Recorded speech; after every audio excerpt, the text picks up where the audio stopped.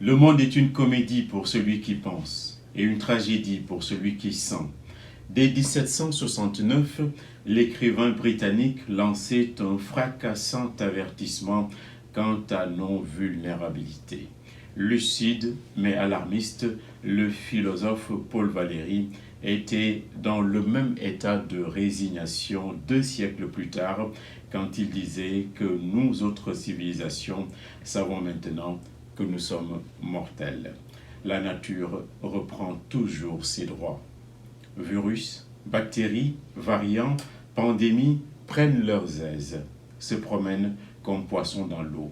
Tout être bien portant est donc un malade qui s'ignore.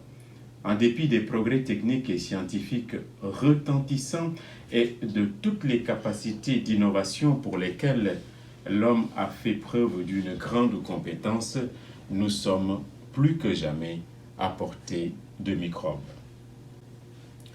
La mise au point de vaccins et molécules avec une telle célérité charrie espérance comme appréhension.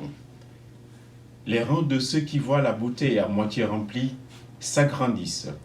La seule arme à portée de main protège, immunise et sauve, quoiqu'expérimentale, si l'on suit le regard des antivax en passe de perdre la bataille de la communication. 4e lettre de l'alphabet grec, delta nous en met plein la figure. La poussée épidémique du variant glace le sang et sonne le tocsin. En une semaine, près de 100 000 Sénégalais se sont rués dans les vaccinodromes. 1318 morts depuis le début, avec un coup d'accélérateur ces derniers jours. Les nécropoles grouillent de monde. Il faut féliciter tous ces Sénégalais qui font une prise de conscience et ne pas délivrer de leçons. Dans la confusion, le principe de précaution est une nécessité. Faisant la ronde des centres de traitement, quelque peu sur le tard certes, le président de la République a loué l'engagement des soignants en première ligne et prêts à donner leur corps à la science.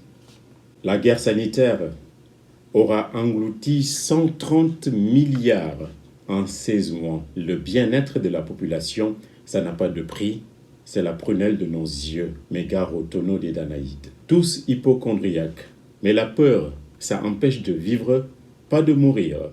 Abordons alors la mise à jour opérée au Conseil constitutionnel. Les 7 sages sont enfin réunis.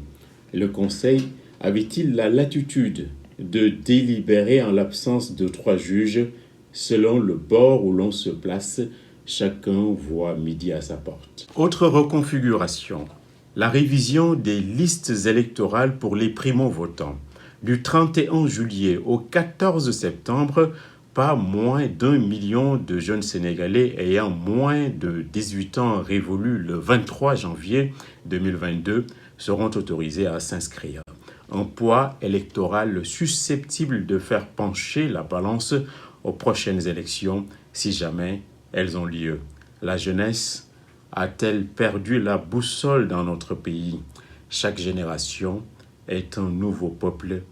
Tous ces écoliers, coupables d'incivilité et de dégradation de biens publics, ont vocation à être corrigés et punis de façon exemplaire. Sans aucune faiblesse, la main du gouverneur de Dakar n'a pas tremblé.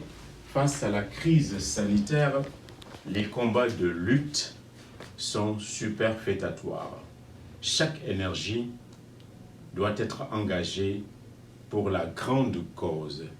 En matière de sport, les arrangements sur tapis vert, pompeusement appelés consensus, font le lit des échecs et des fiascos ultérieurs et sûrement pas le terreau des performances futures.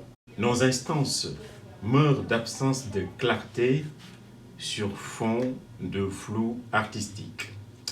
Jolie performance par contre au Petit Palais d'Abidjan le 27 juillet. Laurent est mon jeune frère et ami, dit Ouattara.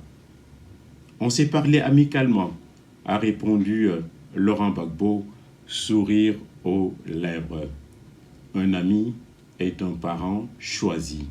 Belle leçon de dépassement et d'humilité. Humilité, humanité et humus qui renvoient à la terre, c'est la même chose, c'est la même famille.